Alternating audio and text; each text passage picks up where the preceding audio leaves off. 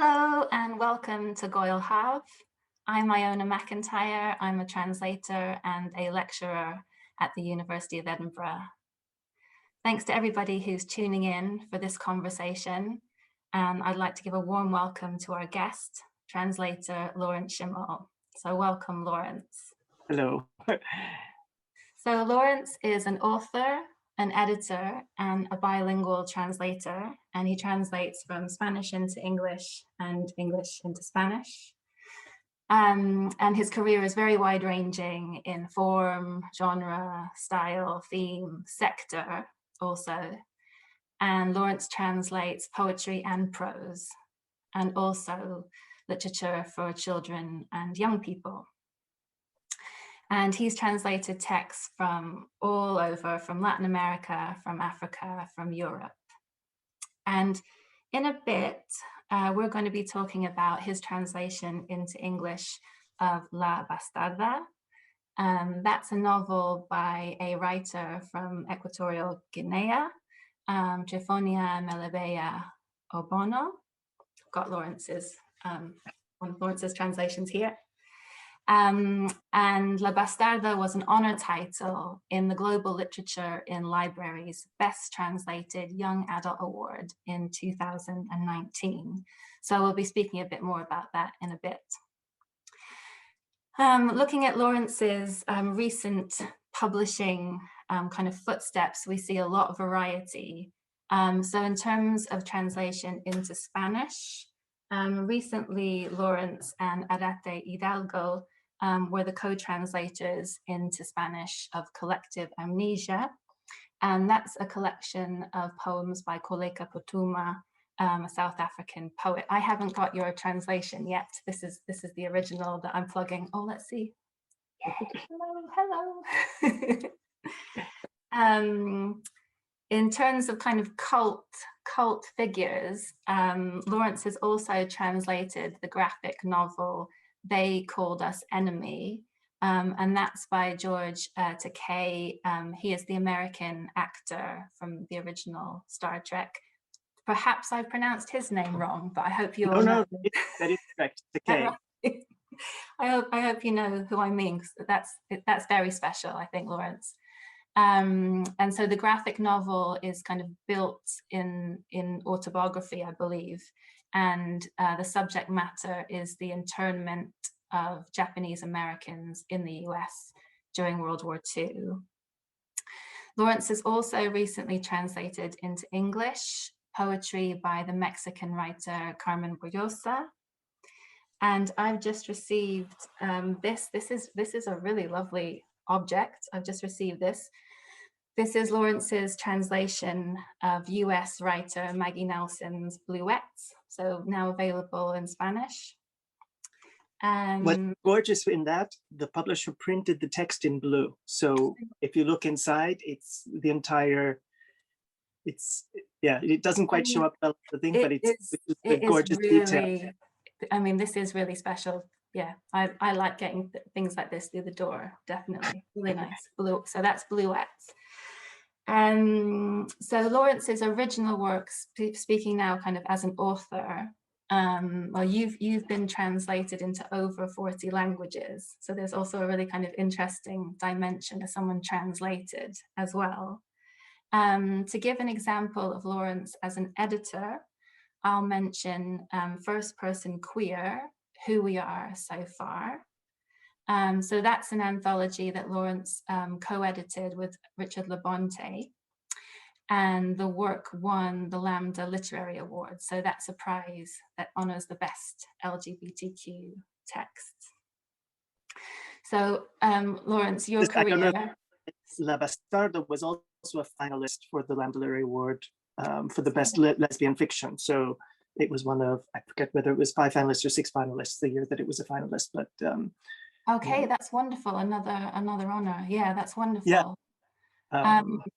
There's basically, Lawrence, your career is very varied and interesting, and I've tried to kind of create some kind of summary here, some sort of summary of what you've been doing, but actually you've made it quite difficult for me to create any sense of concision here.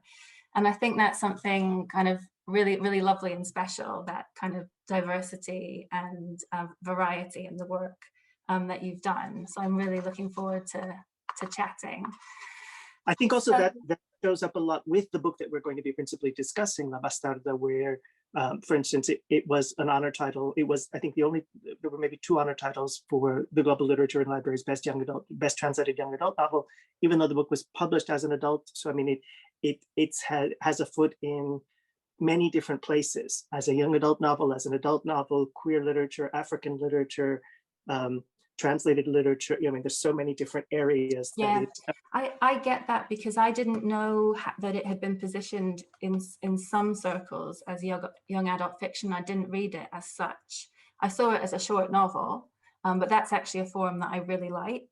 But it's great to see it being positioned also as reading material that can be kind of used and shared and awarded. I mean, it's fantastic.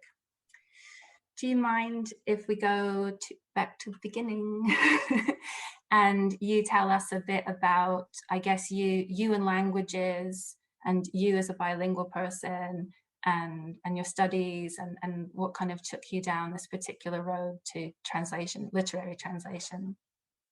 Okay. I don't know if we mentioned that I'm in Madrid now, which is where I'm. No, I didn't. I didn't know where you were. But I was born in New York City, a 3rd-generation New Yorker. So we're so small town. My mother was born in the same hospital that I was born in, and my grandma was born in Manhattan before they built the hospital. So we're small town New Yorkers.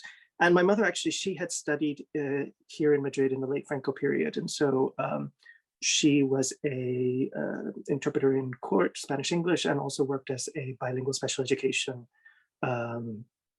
tester to see if children in the US had learning disabilities, or if it was a problem with English, that, you know, if someone whose English is not their native language, to see if maybe they had dyslexia or some other problem that was not about them not knowing enough English, but that there were other learning disabilities that might underlie.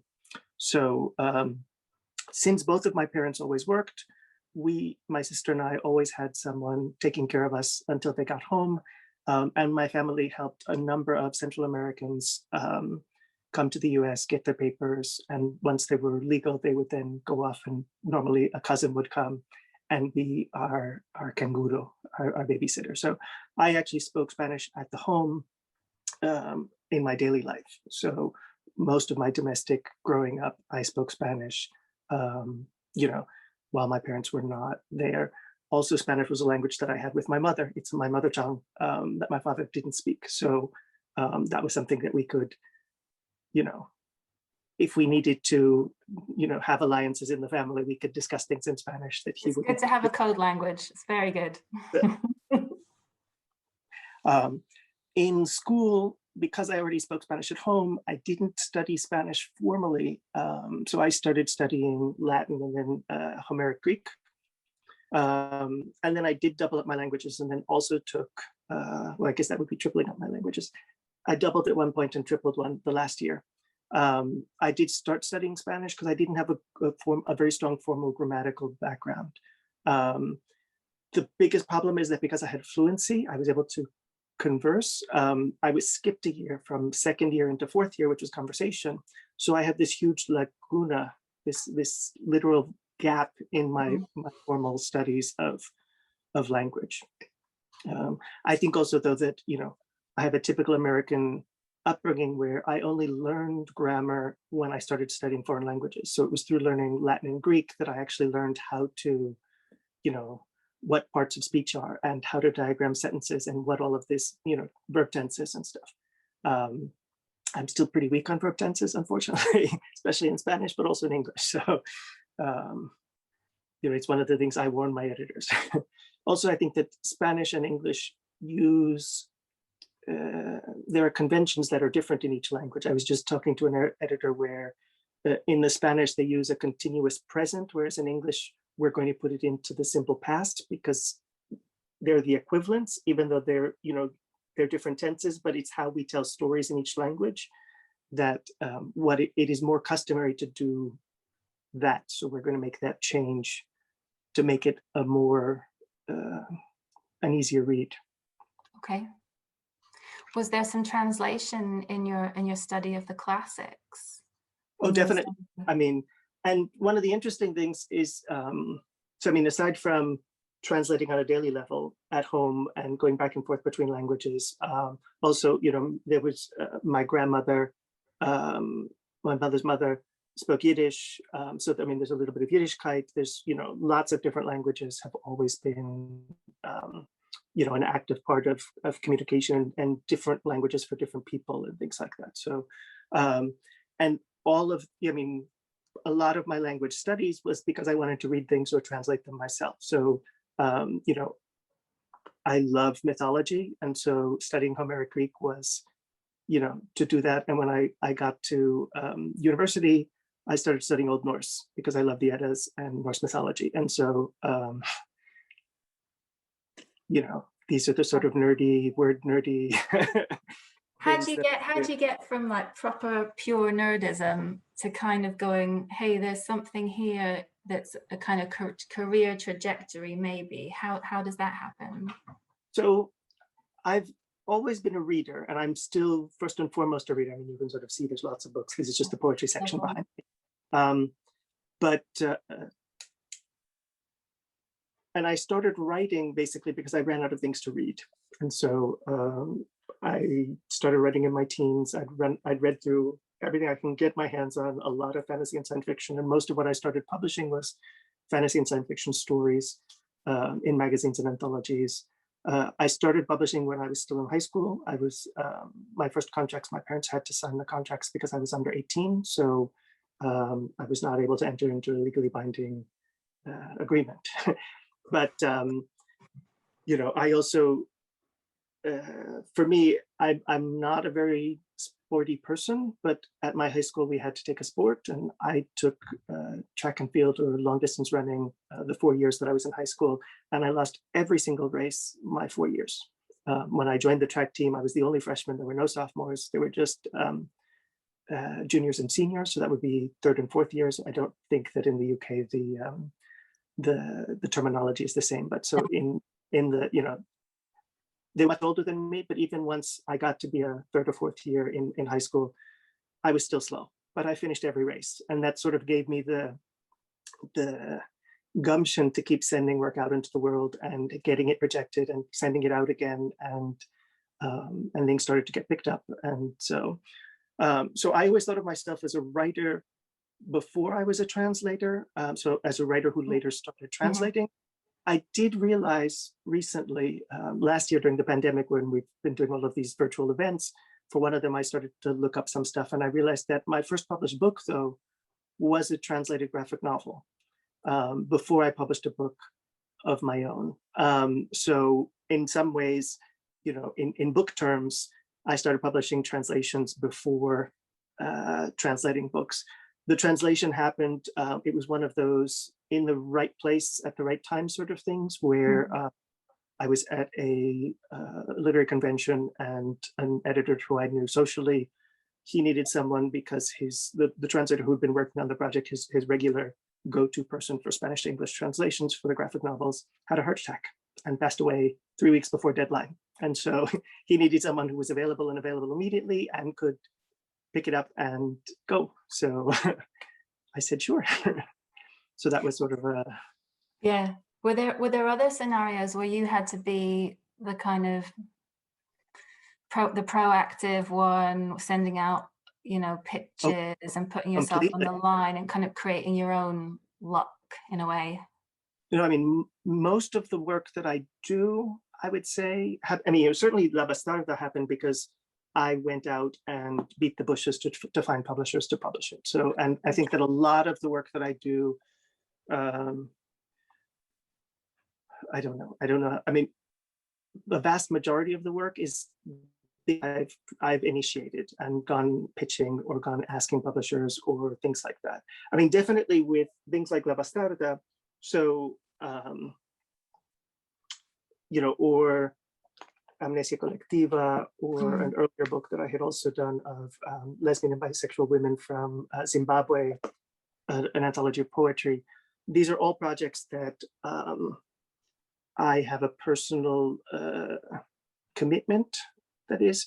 I make sure that because publishers don't, or the projects that I get asked to do by publishers are extremely white, very often cis heteronormative.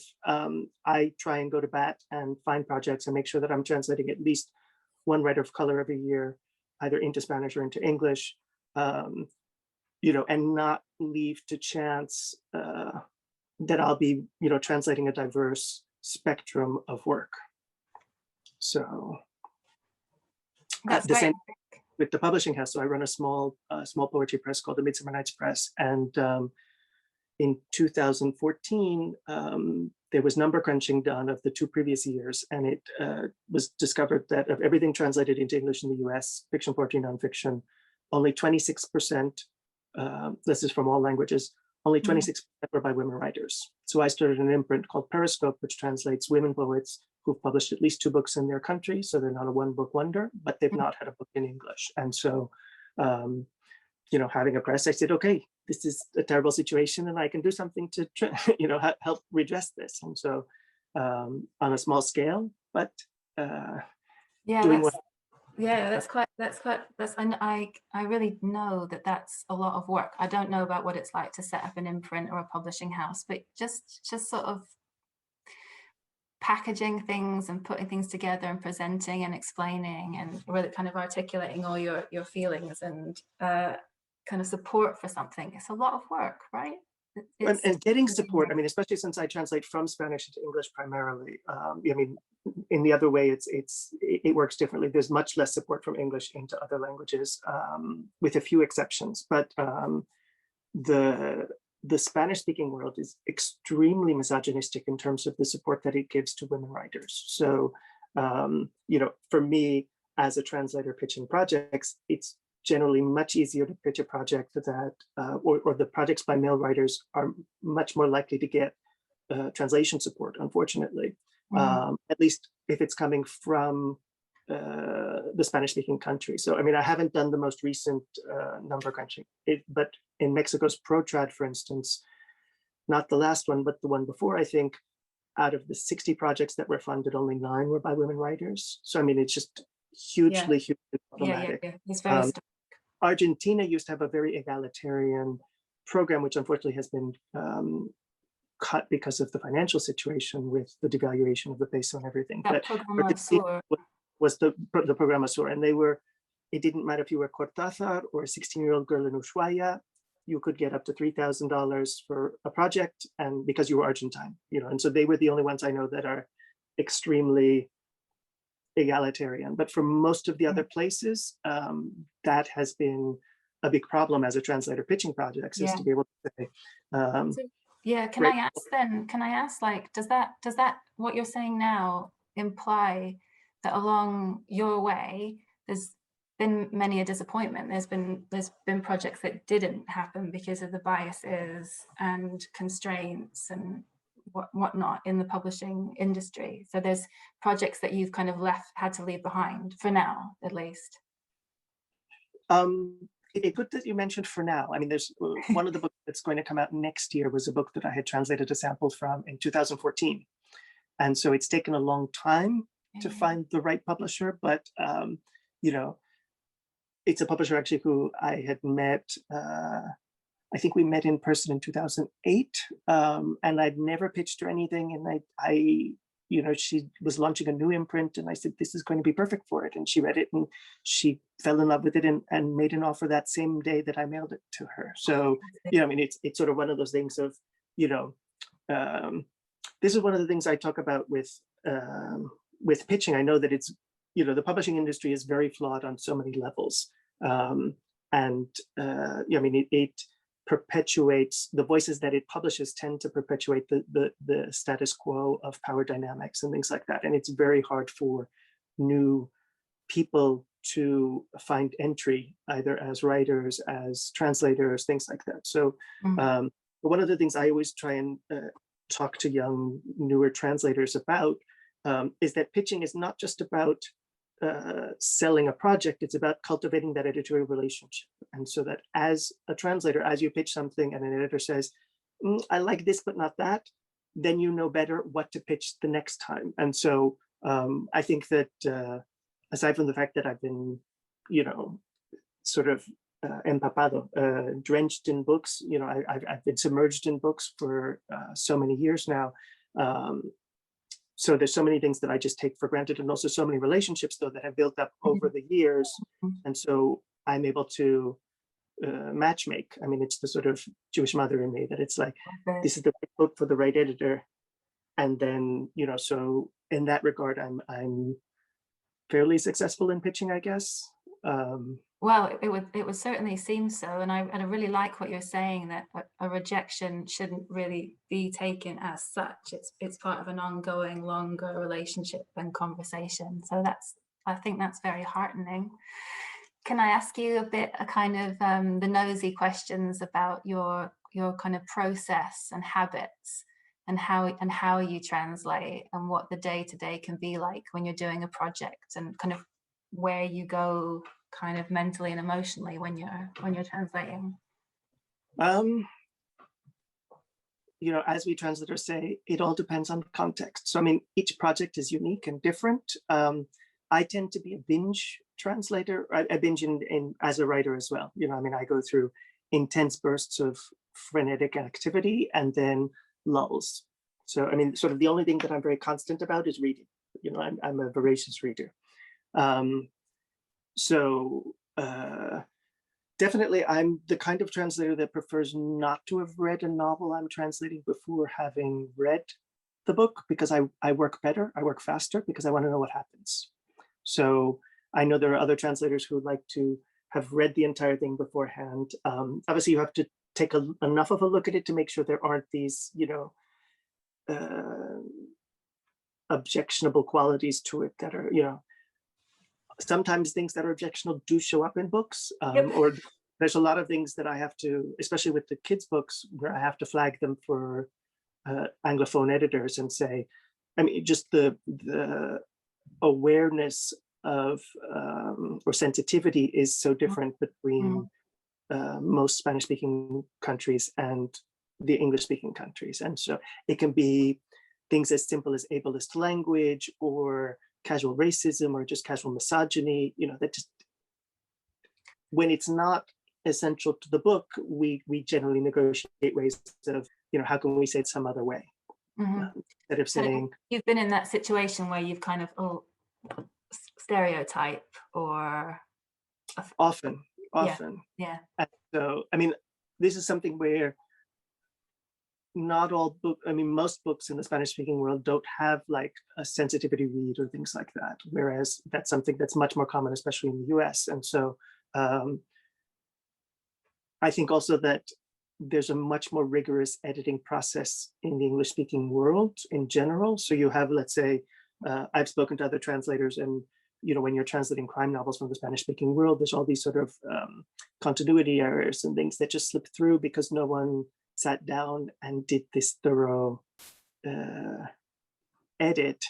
And so these are things that becomes your task, because you're the person on the ground. You're the person on the ground, and there are things that I'll flag to my editors. Just in a recent middle grade book that I was translating, and it was mentioning Christmas and getting gifts for Christmas, and I was like, we can change this to birthday. It's not essential that it be a religious thing, and it's going to be problematic in the North American market to make it so, to bring in religion in a way that's not necessary. So we also then had a long discussion about getting animals as gifts. In this case, it was getting a puppy. And so it was sort of like, we may want to change the gift to make it a different, So, I mean, these are things that came up that are not translation related, but that came up during the translation process. I think that's really interesting, kind of intercultural sensibilities. And also, I mean, there was a recent picture book I translated called The Day You Arrived, which is a lovely sort of multilingual friendship about a girl from Morocco who originally in the original had come to Spain, but in the English version, she comes to the US. And so we preserved the Moroccan cultural references, but we changed the Spanish references to American references. So, if, when they go to Saida's house and they would have couscous, and then when they go to the unnamed other girl's house, they, instead of having tortilla in Spain, they had peanut butter and jelly. Or, the references, so instead of reading poems from Gloria Fuertes, they read Jacqueline Woodson, so I mean, it was an interesting case of what to preserve and what to localize in terms of. So there was a fascinating discussion I heard from a friend of mine, Mohini Gupta, who's a translator from between Hindi and English, and she was translating Vikram Seth's Beastly Tales into Hindi, and she was able to recreate so much of it. For instance, there's some acrostics. They're in rhyming couplets, and so there are acrostics which use the names of his, I forget whether it's the sister-in-law or the brother-in-law, and she was able to recreate that in Hindi, even though phonetically there are half as many lines, because the alphabet is different, and so she had to leave stuff out, but she was able to make rhyming couplets that were acrostics. But that's really impressive. But the interesting thing for this was, since she's going from English is a colonialist language, especially in India, and so the history. So in the original, he uses a lot of jokes, like the BBC is the beastly broadcasting company, and so for those, she used Indian radio stations and made other animal puns using Indian stations.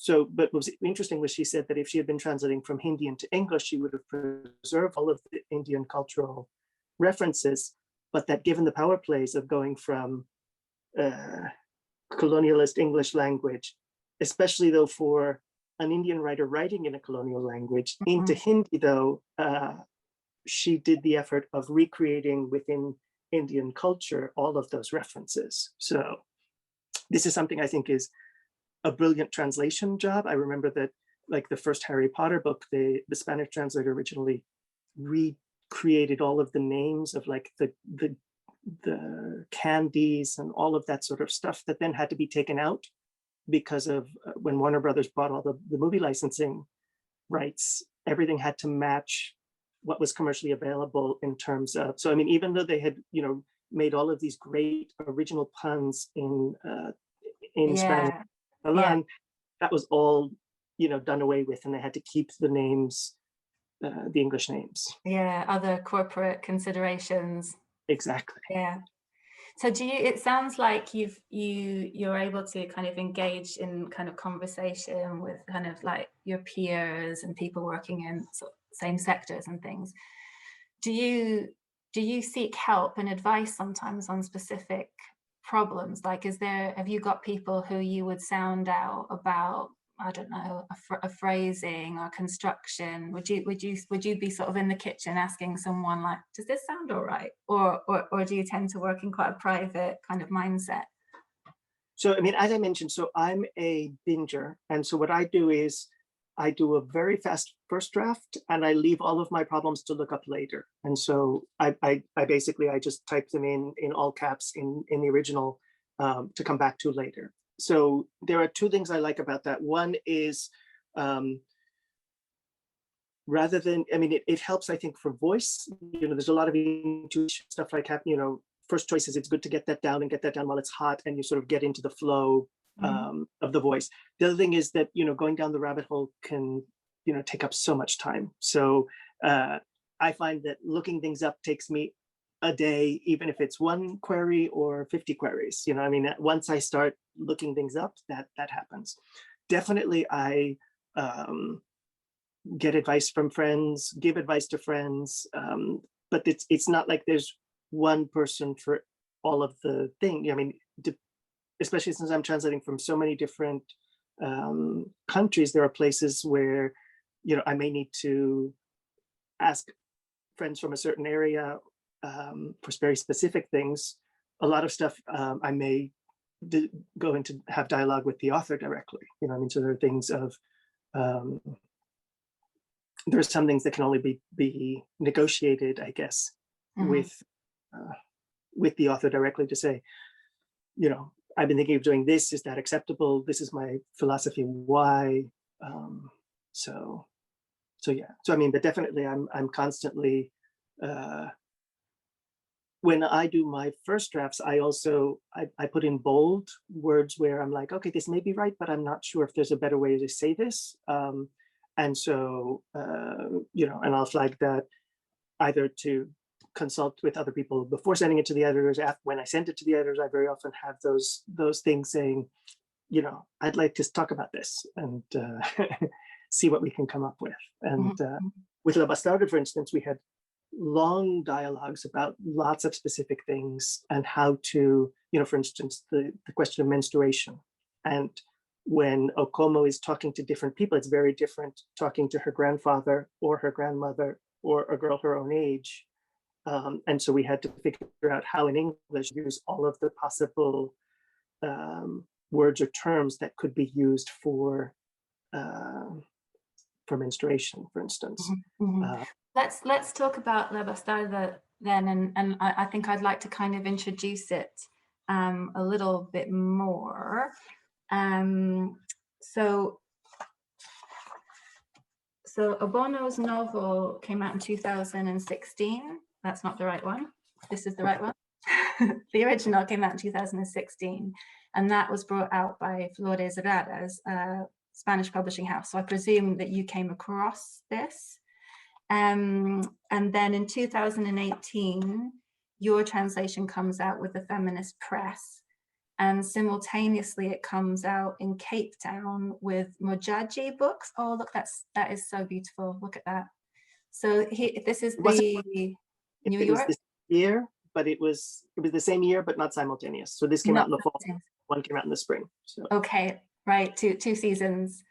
And what I want to say as well is that Obono is a writer, and she's also a social scientist who works on women's experiences in Equatorial Guinea. I struggle to say that because I don't know whether to say Guinea or Guinea. There's a bit of interference. I don't know if you have the same.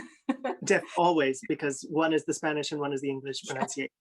I don't seem to know where I'm going until I've said one or the other. So, she, Trifonia Melibea Obono, is the first woman writer to be published in English who comes from Equatorial Guinea. And I also wanted to just read out a tiny wee snip of a review. So, writing in the Johannesburg Review of Books, Euphemia Chela described La Bastarda as a revolutionary piece of literature where a young girl isn't saved by her long-lost father, but by herself. And I think one of the first things that I kind of wanted to ask you about is it's so strong, the title, like it really packs a punch. And I wondered, can you remember much about that period when you had that kind of going around in your head and you had to take some decisions about how you wanted to approach all this and what you would want the title to be? Can you remember the kind of processes and thoughts you had? Yeah, and I mean, we had a lot of discussion about it. I, for instance, was not in favor of keeping the article in Spanish. I thought that calling it the Bastarda would make it easier for, I mean, especially within the US, for booksellers not to be confused that it wasn't the original Spanish language version of the book. Good point. So by calling the Bastarda, also the very last line of the book, which is the most poetic line in the book, it's the most powerful line in the book, it's and which uses the word bastarda, was so difficult.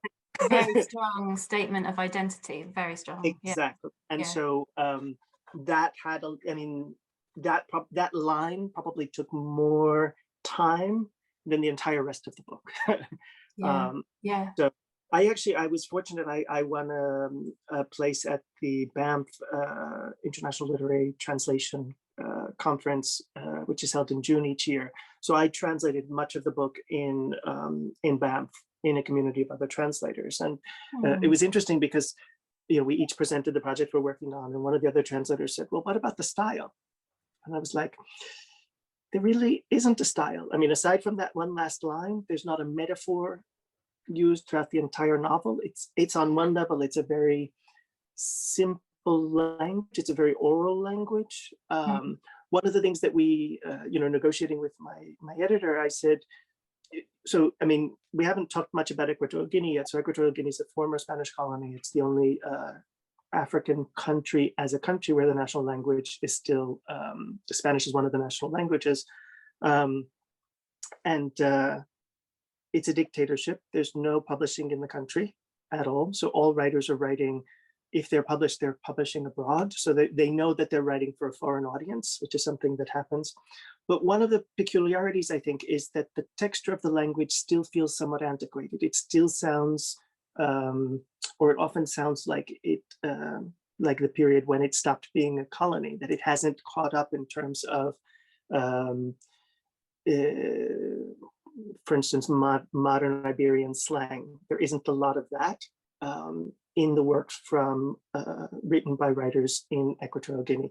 There is their own slang, but there's not, it still has a sort of antiquated feel. So one of the things that we decided in the translation, to the protagonist of the novel, Obono, is a 16-year-old girl. And I said, we don't want her to sound like a valley girl from California. You know what I'm saying? So we purposefully, made sure the copy editor didn't revert all of the times that instead, I don't use possessives. So it's always the something of something instead of, it gives it that slightly antiquated feel without being noticeable necessarily. But, I just wanted to make sure that it wasn't full of like, or, the possessives, I think, made it sound too modern. And so that was something that we did on a language level to keep the language.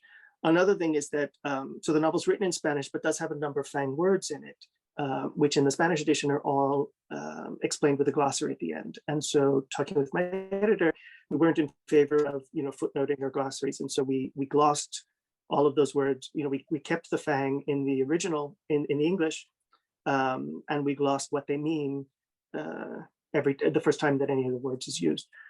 But I didn't want people to think that I translated from the Fang and that we were just leaving for texture some Fang words. So I argued that we left some words in Spanish to keep that multilingual texture. So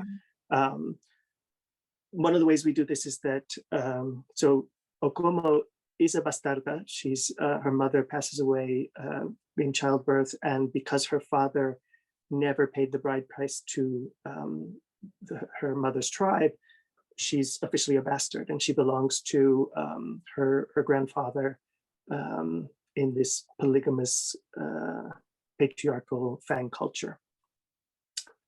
So one of the things with Spanish terms of endearment, that everyone calls her hija, even though she's not literally the daughter of anyone. And so hija is one of the words that we left in Spanish. The terms of endearment was one way to make it have that Spanish language texture, but it's always clear. So if she addresses her grandmother and says abuela, you don't need to know Spanish to know, because outside of the dialogue, it always explains who she's talking to and what the relationship is, so that all of those are explained. On the other hand, there are words like curandero. So as a white American male translating a Black African woman, I said, I can't use witch doctor. It's too loaded. Even though that's technically what it is, there's so much power play involved. And so I said, can we leave this in the original rather than changing it and just gloss it? And that was what we decided to do in the novel. So, these are the curandero witch doctor is sort of cynical. It's pejorative. It's othering. It's othering, exactly. And so as a white male, in the power hierarchy, I was like, no, not comfortable with that. I mean, in the first draft I had translated it, but these were some of the things that as we went over the text and thinking about where. I'm really interested in the way that you're describing the choices that you took to create her narrative voice, because one of the kind of experiences I had as a reader was just the overwhelming kind of her overwhelming experience of having to listen to people, primarily her elders and the senior family figures, her grandparents, and there's just this constant barrage of like negative, heteronormative, misogynist, patriarchal discourse, just pretty much kind of constant. And I found that was a kind of recognizable characteristic across the whole novel, and it's one of the things that makes the final lines so powerful, because they don't come from that place, thank goodness. Something I wanted to ask you about was a kind of normalized violence, because there's a lot of blame in the village, and there's a lot of blame in the household, and there's some very shaming language used, but it's not just language, is it? It's it's punishment. So Uncle Marcelo is punished, the girls are punished. Some of the punishments are corporal, and this is seen as kind of necessary within the context of the story's kind of household. And there's even a stick, and you've left the language of the Fang in place for the name of the stick that is in the household, so that the grandfather can castigate the women and the children of the household should he need to. And I wondered how you approach some of that kind of normalized violence punishment in your process. So I think that, I mean, the book, which we haven't quite, you mentioned that it's about not being saved by her father, but saving herself. So, I mean, it is a coming of age story, and it's about Okomo discovering herself in her journey to find her birth father, who everyone is avoiding telling her who he is. So she has this, paternal love, this lack of paternal love that she thinks that by finding him, she'll get. It's something she's not getting from her grandparents, who treat her as basically, I mean, the whole question of menstruation, as soon as she starts menstruating, her grandfather's like, great, now you have to get a rich boyfriend and bring money into the family. So he's they'll almost receive compensation. Exactly. Yeah. So, I mean, it's a strictly monetary, you are my possession. Your role as a woman is to make babies and get money through a dowry or through a rich boyfriend. And so, so there is a lot of that violence. The book has a sort of testimonial value in that way. I mean, Melibea is very savvy. She knows that she's writing for a Western audience. She knows the book has to be published abroad because there's no publishing in her country, literally, and so so she knows that she's very savvy, I think, in playing with what expectations are. I mean, Okomo's first sexual experience happens to be with 3 other girls. And so it's something that she knows is going to be shocking to a Western reader, but within the polygamous Fang culture is not shocking. And she doesn't write it as shocking. It's not, it's completely taken for granted. And so at the same time, all of that violence against women is completely taken for granted, even as she rebels against it. And tries to find a place for herself in this hostile world. So, and I think that that's sort of the value of the story. I mean, it's hard to give, to talk about something without giving spoilers and stuff. But yeah, I really don't. I don't want to spoil it at all. So let's try and allude to, yeah.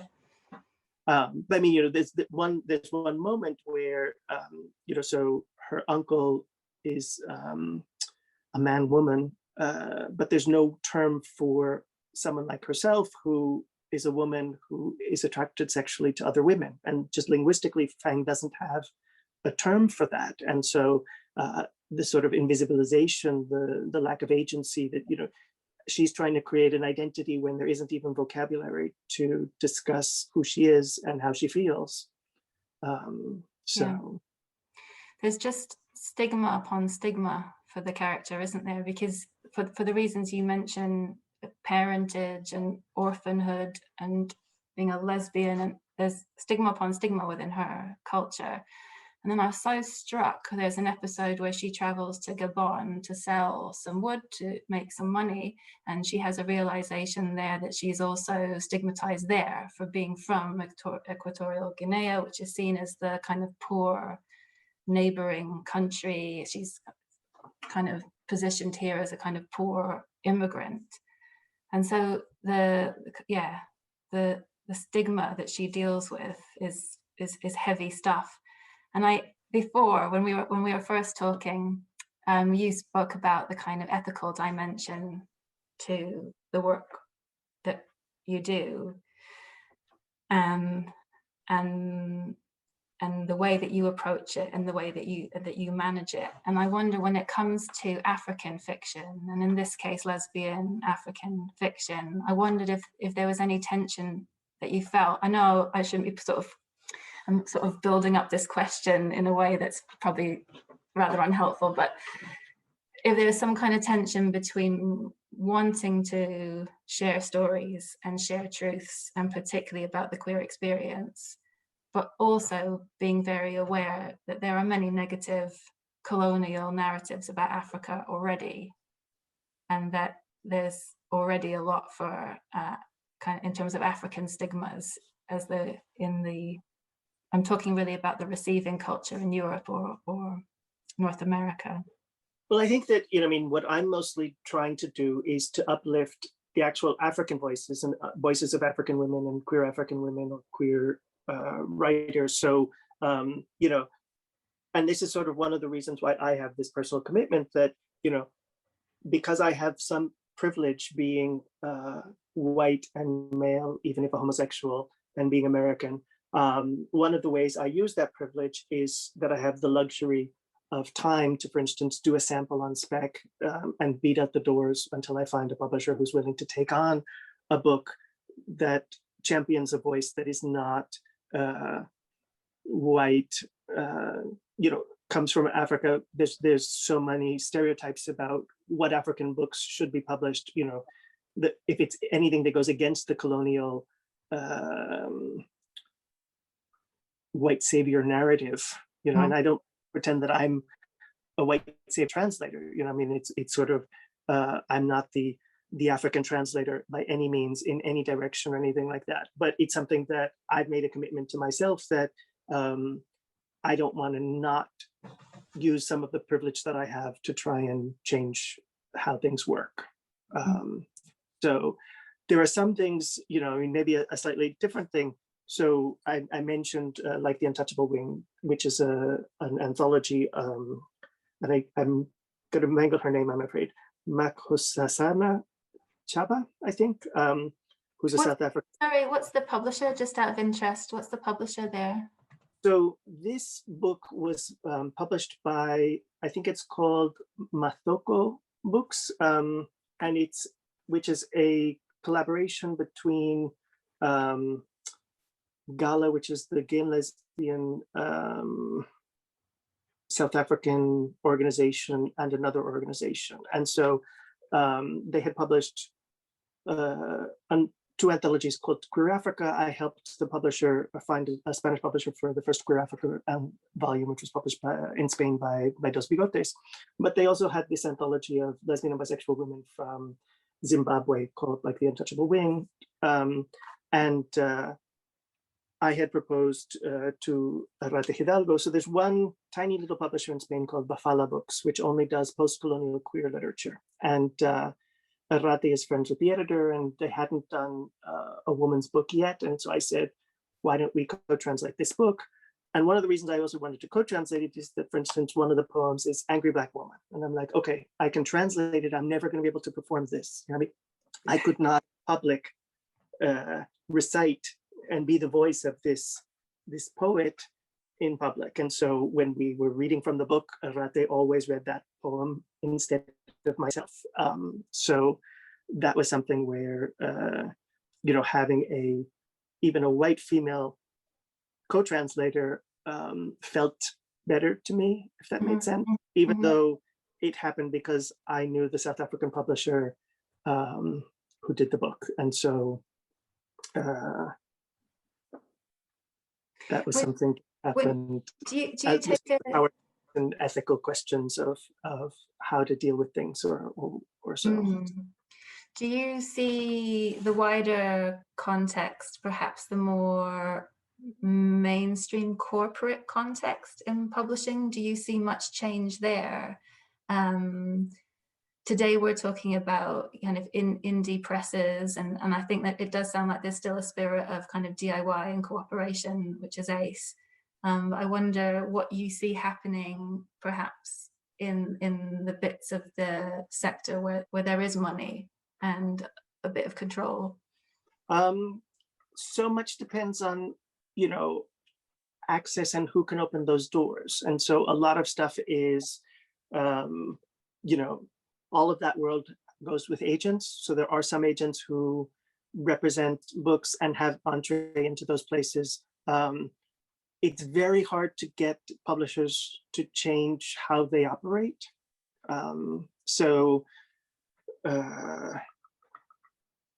don't know. I mean, one example, the United States, for instance, has hundreds of what's called tack shops. So these are equestrian stores that sell equestrian equipment, and these stores sell, you know, that's the tack, like the bridle and the saddle. They almost always have book sections, but these are almost always from specialist publishers who create books for the equestrian market. So it's very difficult, for instance, if you are Random House, to sell books to that market because your normal chains are not set up that way. You know what I'm saying? And getting, you know, let's say you sell an equestrian book to Random House, they'll get it into their chains, you know, their normal chains of distribution, but they're not going to go out of their way to build up these alternate chains in a way that an indie press could do that. And that also, I mean, you know, the difference between the tack shops and you know, the high street bookshops is that there's just so many new titles that you know, your book is new and on the front table for a week, 2 weeks, 3 weeks, if there isn't a lockdown, and if there isn't, you know, something else that happens and stuff. The specialty shops will reorder your book because it's exactly the book that their audience is looking for. And so, you know, a book that's you know, a question title that's, for instance, with an indie publisher may not have as much money up front, but can backlist steadily and continue to have sales through this network in a way that's very different than. So I mean, there's lots of advantages and disadvantages to money is always nice. I mean, I've worked with big publishers and I've worked with small publishers. I've had books from big publishers that, you know, they paid an upfront money and put the book out of print in 6 months. I mean, these things happen. And I've had books from tiny publishers that have just churned along. And, you know, if you sell 1,000 copies every year, that's a good, you know, print run after a decade, you know, far bigger than a lot of the books that I have done from bigger houses. So, you know, do I see change? Yes, things are changing. I mean, when I started publishing in the early 90s, it was very uncommon for the bigger houses to publish queer writers. I think that there still is a glass ceiling. That is, almost all of the commercially successful books with gay male characters are written by women. There's still a huge stigma against gay male writers having mainstream acceptance, especially if there's any sex in the book. So, I mean, if you look at Brokeback Mountain, the Anne Rice Vampires, most of the very successful gay male content over the years has always been by women, which gives it sort of an imprimatur of, or it takes away the sexness in a way. Yeah, this is a kind of sensorial tendency then, right? Yeah. It's been interesting. I wrote my most recent book as an author for adults is a collection called Una Barba para Dos, which is 100. Una Barba para Dos. Right, a beard for two. So that's 100 homoerotic microfiction. And one of the things that's been fascinating, it's been translated into English by Sandra Kingery, who's a translator in the US. And because she's done the translation, it then becomes literature and translation that just happens to be about gay sex. And she's able to place them in journals that are, you know, literary journals that are much more prestigious than if I had self-translated and it would just be smut. So wow, that's fascinating. So there's almost some kind of cleaning process. Exactly. I mean, I saw this where I mean, when I, as a young gay man, started writing erotica for the porn magazines, it was one of the few places that I could write as a gay man to a gay audience without passing through the heteronormative eye. So even if a straight person picks up a skin magazine and reads it, presumably the entire audience is going to be other gay men.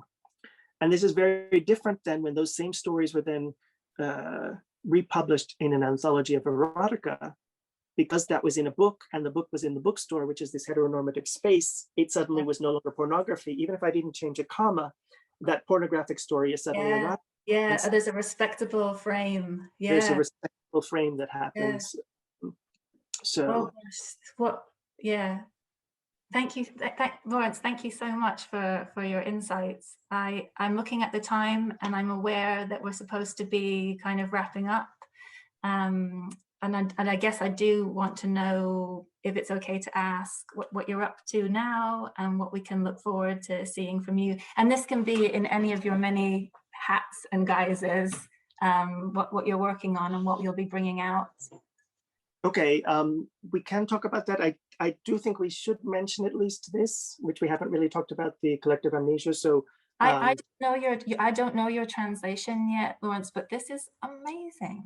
So I met the publisher through I was introduced by the editor at Mojaji Books. So I mean, one of the things that was important to us going back to La Bastarda, it was the first book published by Flores Raras. The editor had gone on an LGBT mission from Spain to Equatorial Guinea to help them establish the first LGBT collective through support that they got through the Spanish Cultural Agency.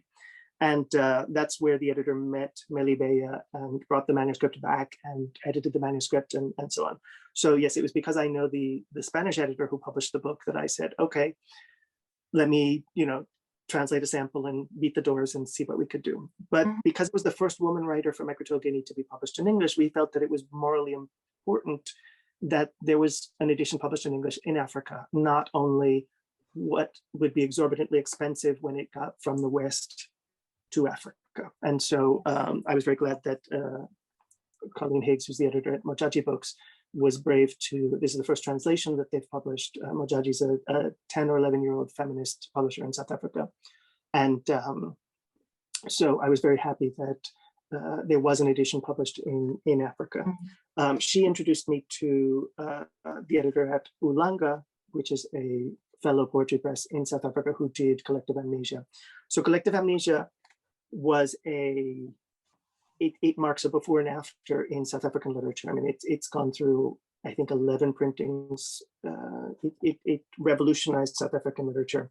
I met the editor at the Frankfurt Book Fair, where the Frankfurt Book Fair brings, they have an invitation program where they bring small publishers from Latin America, Africa, the Middle East, and Asia to the fair and helps them learn how to sell rights and things like that. And so he'd given me the book. I fell in love with it on the flight back, and I was like, I'm going to translate this. And so I can well imagine the kind of sort of drive and rush that you must have felt. Yeah. And so I went and spoke to Flores Raras, who published the book in Spanish, because they had already done Melibea's book, which is also a queer African writer. There was a synergy, and they would also then know how to position the book within Spain. And so the editor trusted me and said yes. I asked Arrate if she wanted to co-translate, since we had already done one other co-translation together. One of the interesting things with Amnesia Colectiva is that, so Coleca in the original uses WOMXN, which is a trans-inclusive feminist tradition. So if there's a turfy way of doing it, would be to use the Y, WOMYN, which would be the trans-exclusionary feminist tradition of not having man or men be in the word women. So since Coleca very actively is part of this trans-inclusive, she's signaling by using women with the X or woman with the X. But hombre y mujer in Spanish don't work the same way. And so but Spanish uses the masculine as neutral. And so what we decided was to use direct gender neutral language in the translation. So we use the X to X out all gender tags, you know, so if it's instead of los or las alumnas, it's LXS. We decided to use the X to recreate her using the X, even though the tendency for gender neutral language in Spanish is to use the E because it's pronounceable, to say les alumnes. So that's the sort of one thing that we maybe would do differently today, especially because Koleka is such a powerful performer. I mean, I would recommend if anyone wants to look her up, there are YouTube performances of her. She's amazing. And so, you know, to have a translation that is not speakable is a problem, I think. Hey, I could talk for hours with you, but I don't think we're allowed. So I really want to thank you, de corazon, and I've just enjoyed so much hearing about your experiences and your insights and your knowledge, not just naturally of what you do and what you've done, but of the kind of wider issues and terrain. And naturally, I have to thank you too on behalf of Gŵyl Haf. So Lawrence, thanks a million. Gracias.